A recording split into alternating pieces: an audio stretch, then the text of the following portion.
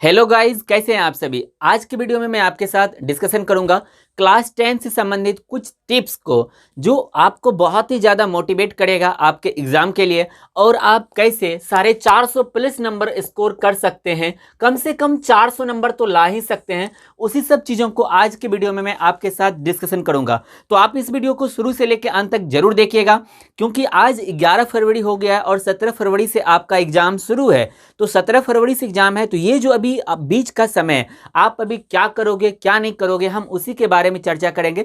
तो अगर आप इन सभी चीज़ों को फॉलो करेंगे तो 100% आपने जो साल भर पढ़ा है ना, उस साल भर का फायदा आपको इस 6 दिन के कारण डबल हो सकता है, या फिर मुनाफा तो जरूर होगा, आपको फायदा तो जरूर पहुंचेगा। ठीक है, तो ध्यान से देखिएगा। आज के वीडियो में मैं आपके साथ जो भी डिस्कशन करूंगा एक एक करके हम सब पर विस्तार से चर्चा करेंगे। तो हमारा आज का पहला है फिटनेस। तो आपको क्या करना है, आपको सबसे पहले अपने फिटनेस पे ध्यान देना है। अभी आपको बर्डन नहीं लेना है, आपको पूरा का पूरा ऐसा नहीं कि आपका सिलेबस बहुत बचा हुआ है और आप उसको कवर करने के लिए दिन में भी पूरा पढ़ रहे हो और रात में भी बिना सोए आप पढ़े जा रहे हो।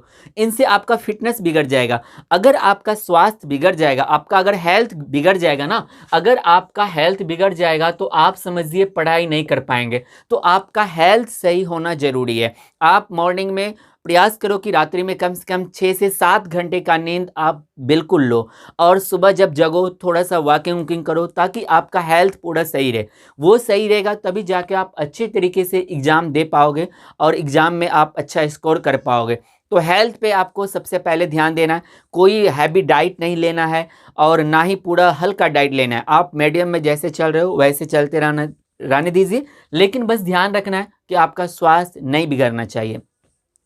दूसरा है हमारा इंपोर्टेंट क्वेश्चन। तो इंपोर्टेंट क्वेश्चन क्या, तो ऑब्जेक्टिव भी और सब्जेक्टिव भी। अब आपको क्या करना है, आप क्वेश्चन का डिवीजन कीजिए। क्वेश्चन का डिवीजन कैसा वाला करना है, तो इंपॉर्टेंट आप जहां पर भी, आप मान लीजिए ऑनलाइन क्लास या फिर ऑफलाइन या फिर आप कोचिंग में या फिर सरकारी संस्थान में, आप जहां भी पढ़ रहे हैं, आपको जो भी संस्थान के द्वारा कुछ क्वेश्चन आपको बताया जा रहा है कि आप ना कम से कम इस 10 क्वेश्चन को एक बार रिवीजन कर लो, तो आप उस 10 क्वेश्चन को पढ़ो। हम उसी प्रश्न को इंपॉर्टेंट क्वेश्चन कहते हैं। और यहाँ पर इंपॉर्टेंट क्वेश्चन से मेरा तात्पर्य है कि आप क्या करो, जो प्रीवियस ईयर में जो भी पूछा गया है ना, प्रीवियस ईयर वाला निकालो, 2016 से के बाद वाला जो भी पिछले 5 साल का पूछा गया है, आप उसको ध्यान से पढ़ना शुरू करो, उनको देखो, उनको समझने का प्रयास करो, तो बिल्कुल आपका क्लियर हो जाएगा। और आपको ऑब्जेक्टिव भी देखना है और सब्जेक्टिव। इनको देखने के लिए सबसे अच्छा तरीका क्या है, रिवीजन का भी। आप क्या करो, क्वेश्चन को देखना है तो आपके पास जो मॉडल सेट है ना, जो बिहार सरकार के द्वारा जारी किया जाता है, आप उस मॉडल सेट को ही अच्छे तरीके से उनके ऑब्जेक्टिव और सारे सब्जेक्टिव को देखना। ठीक है, उनके बाद है हमारा स्टॉप रीडिंग न्यू। आपको कुछ भी अब नई चीज़ों को नहीं पढ़ना है। अगर आपका मैथ में, साइंस में या सोशल साइंस में, किसी भी सब्जेक्ट में अगर आपका कोई चैप्टर मान लीजिए अच्छे से कवर नहीं हो पाया है और आप चाह रहे हो कि हम फिर से इसको 3-4 दिन लगा के कवर कर लेते हैं, तो याद रखिए आप बहुत बड़ी गलती कर रहे हैं। आपको किसी भी नए चैप्टर को टच नहीं करना है। आपने आज तक जिसको नहीं पढ़ा है उसको अभी आप छोड़ दीजिए। आपने पहले जितना पढ़ा है ना, आपको बस उसी पे रिवीजन करना है। तो आपको नई चीज़ें जो है ना, नई चीज़ें किसी भी तरीके का नहीं पढ़ना है, किसी भी सब्जेक्ट का। उसके बाद है हमारा रिवीजन मोड।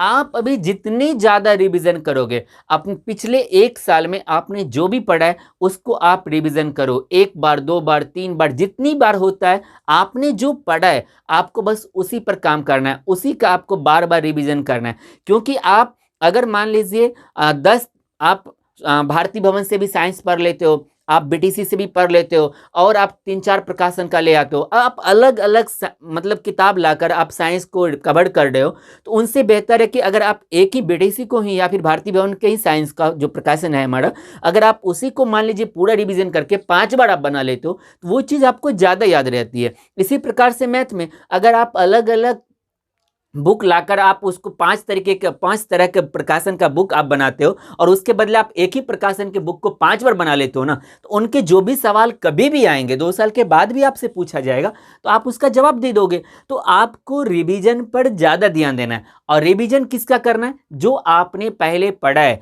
आपको अच्छे से समझ में आया, थोड़ा बहुत कन्फ्यूजन है तो आपको वो देखना है और आपको रिवीजन पूरा का पूरा कंप्लीट करना है।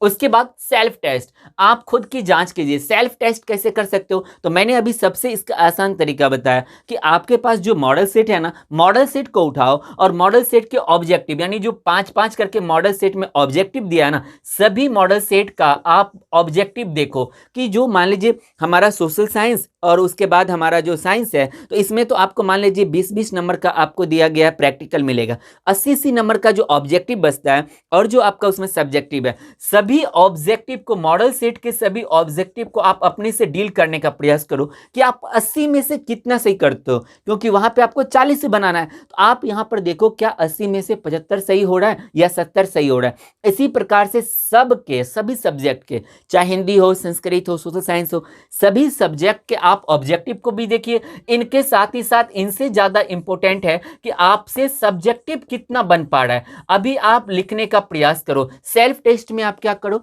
आप 3 घंटे, वहां पर भी आपका 3 घंटे से ज्यादा एग्जाम होने वाला है, तो आप घर पे बैठो। अभी जो आपका 4-5 दिन बचा हुआ है ना आपको पढ़ने के लिए, इस 4-5 दिन में आप क्या करो, आप जो आपका ऑब्जेक्टिव छोड़ के जो सब्जेक्टिव है ना, लघु उत्तरीय और दीर्घ उत्तरीय, उसको लिखने का प्रयास करो। आप क्वेश्चन को पहले कॉपी में लिखो, सभी डिस्ट्रैक्शन करने वाला, चाहे आपका फ्रेंड हो, आपका फैमिली हो, या फिर आपका मोबाइल, लैपटॉप, जो भी आपके पास है, सबको दूर करो, एकांत में कहीं बैठो और लिखने का प्रयास करो। आप देखो कि जैसे मान लो औद्योगिकरण है या निरौद्योगिकरण है, आपको पता है या नहीं है। ऐसा नहीं कि सिर्फ आप हवाई में सर जो भी आएगा मैं बना दूंगा, कुछ भी हमसे नहीं बचने वाला है, ऐसा हवाई मत फायरिंग कीजिए।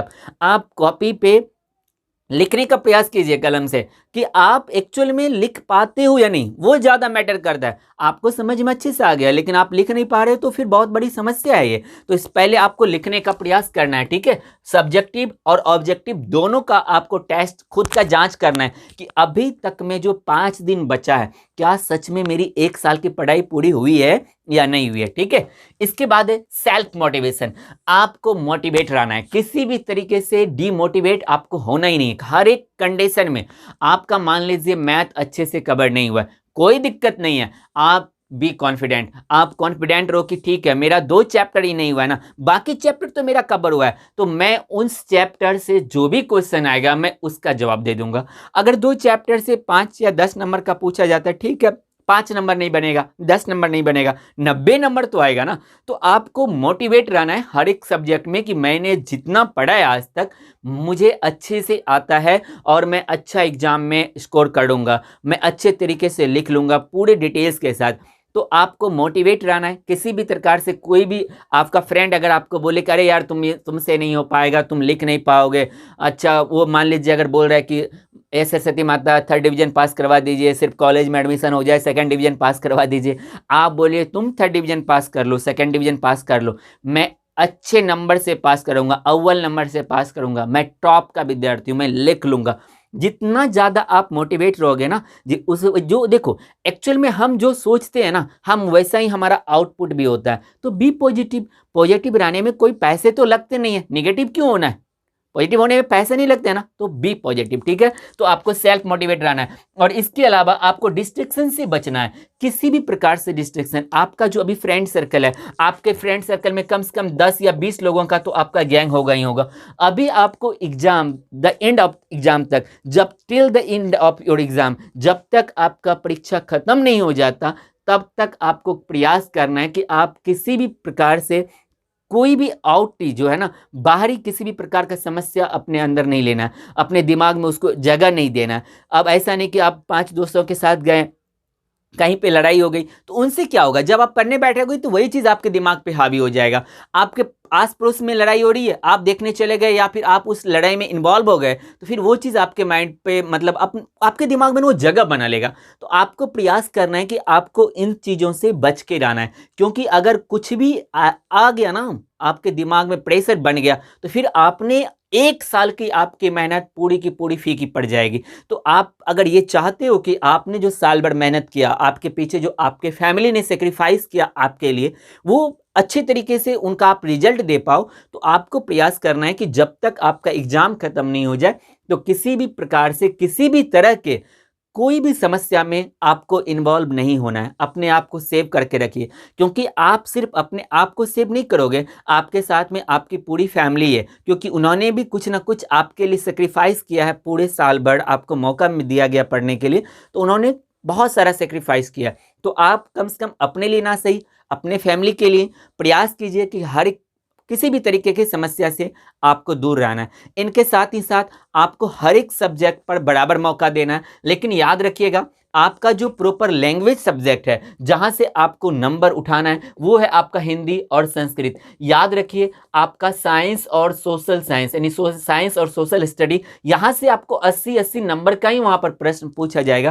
लेकिन हिंदी और संस्कृत ऐसा है हमारा, जाओ आपसे 100 नंबर का पूछा जाएगा। तो मैंने इस पर भी वीडियो बनाया था। कुछ ऐसी चीजें हैं जिनको आप रिवीजन करोगे तो सॉलिड नंबर आना ही आना वहां से। जैसे आप इन दोनों में देख लीजिए, आपको जो लेटर वो पूछा ही जाएगा, है ना, जो पत्र है वो पूछा ही जाएगा, हिंदी में भी संस्कृत में। इनके साथ ही साथ समरी गद्यांश आपसे पूछा ही जाएगा, ये नंबर आपको मिलेगा ही मिलेगा। इसी में लेटर के साथ साथ ही यहाँ पर आपको देखिए कुछ जो आपका बुक है, बुक से जो आपका जो ऑथर और जो एक्सरसाइज और जो ऑथर का नाम है, जो लेखक का अध्याय और लेखिका का जो नाम है, वहां से प्रश्न बनता ही बनता है। तो आप उन सब चीज़ों का रिवीजन कीजिए, क्योंकि अगर आप हिंदी और साइंस संस्कृत में अगर आप इधर से मान लीजिए 90+ नंबर स्कोर नहीं कर पा रहे हैं, तो आप कभी भी 400 के पास नहीं पहुंच पाइएगा। अगर 400 को क्रॉस करना है तो इधर आपको हर हाल में 90 से ज़्यादा नंबर लाना ही लाना है, और यहाँ से लाना कोई टफ नहीं है, कोई बाहरी चीज नहीं पूछा जाने वाला है। उसके बाद आपका हिंदी और संस्कृत, इन दोनों में आपको व्याकरण तो आना ही आना है, ग्रामर आना ही आना है। तो आप ग्रामर पे थोड़ा सा फोकस कीजिए।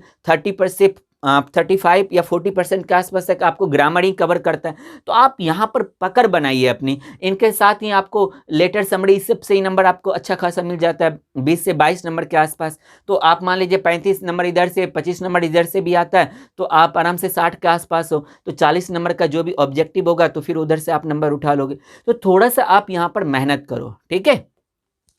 तो मैं उम्मीद करता हूं कि आज के वीडियो में मैंने जो भी चीज़ समझाया आपको वो अच्छे से समझ में आया होगा। कहीं पर भी कोई कंफ्यूजन रह जाता है तो आप इस वीडियो को शुरू से लेकर अंत देखिए, 100% आपको समझ में आएगा।